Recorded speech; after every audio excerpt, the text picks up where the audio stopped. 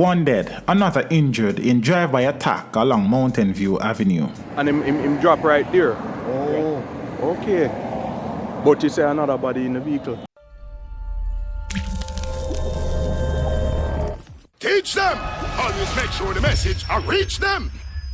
Viewers, one man was killed and another injured during a drive-by attack along Mountain View Avenue in Kingston on Wednesday the 24th of March. Although details are a bit sketchy at this time, it is understood that both men, who are residents of Nannyville, were reportedly heading home from a hardware store when a Toyota Probox in which they were traveling was shot up by gunmen traveling in a black Toyota Wish motor car. One of the men, known as Keener, was reportedly killed while the other was admitted to hospital.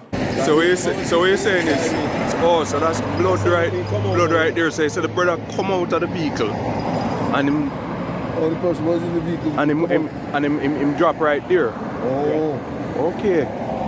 But you say another body in the vehicle. That's not being told, sure. Account, let me see. What's that? That's two at the back, in the back window right there. 1, 2, 3, 4, 5, 6, 7.